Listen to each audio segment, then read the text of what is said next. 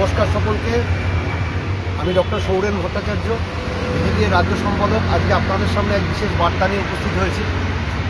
আপনারা সকলে অবগত এবং উদ্বিগ্ন সুপ্রিম কোর্টের সাম্প্রতিক রায় নিয়ে, অর্থাৎ যেটা টেট বিষয়ে, এবং সেই উদ্বিগ্নতা শুধু আমাদের রাজ্যে সীমাবদ্ধ নেই, সারা ভারত জুড়ে ছড়িয়ে পড়েছে।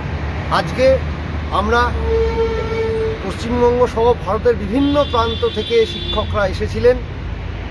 দিল্লির যন্তর মন্তরে বিক্ষোভ সমাবেশ হলো, সেখানে আমরা বিজেপির তরফ থেকে আমরা 3 জন যোগ দিয়েছিলাম এবং আমাদের একটা স্পেশাল ডেলিগেশন টিম সারা ভারত থেকে প্রতিনিধিরা, তারা আজকে আমরা আমাদের মাননীয় কেন্দ্রীয় শিক্ষামন্ত্রী যিনি আছেন মিস্টার ধর্মেন্দ্র প্রধান, তার বাড়িতে আমরা আসি এবং সেখানে তাকে আমরা স্মারকলিপি তুলে দিই এবং আমাদের সকলের তরফ থেকে সমস্ত শিক্ষক সংগঠন থেকে দাবি জানানো হয় যে অবিলম্বে কেন্দ্রীয় সরকার এই বিষয়ে অর্ডিন্যান্স আনুক এবং আগামী দিন পার্লামেন্টে আলোচনা হোক বিষয়গুলোকে নিয়ে, যাতে অর্ডিন্যান্স এনে সারা দেশের শিক্ষকদের এই যে অহেতুক দুশ্চিন্তা তার হাত থেকে রেহাই দেওয়া যায়।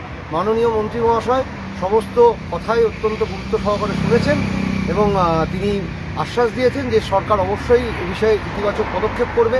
মূলত উত্তরপ্রদেশের এমএলসি শ্রী দেবেন্দ্র প্রতাপ সিংজির সঙ্গেই আমরা এখানে এসেছিলাম এবং তারই নেতৃত্বে আজকে ডেলিগেশনটা সম্পূর্ণ হলো এবং পশ্চিমবঙ্গ, কর্ণাটক, কেরল, মহারাষ্ট্র, উত্তরপ্রদেশ, ওড়িশা সব জায়গার কিন্তু শিক্ষকরা এখানে এসেছিলেন। তাই আমি আজকে এই ভিডিও বার্তার মাধ্যমে আপনাদের সকলকে অনুরোধ করতে চাই যে সকলে জাগুন। আমাদের অলরেডি দুর্যোগের ঘনঘটা শুরু হয়ে গেছে, আগামীতে চাকরিটি থাকবে কিনা সেটাই অনিশ্চিত। তাই সকলে মিলে যদি আমরা ঝাঁপিয়ে না পড়ি, আমি আজকে এসে এখানে দেখলাম যে ভারতবর্ষের বিভিন্ন প্রান্তের শিক্ষকগণ যেভাবে স্বতঃস্ফূর্তভাবে সাড়া দিয়েছেন, আমাদের কিন্তু পশ্চিমবঙ্গের শিক্ষকগণ ঘুমোচ্ছেন। তাই দয়া করে জাগুন। আমরা বিজেপির নেতৃত্ব সর্বোচ্চভাবে চেষ্টা করছি।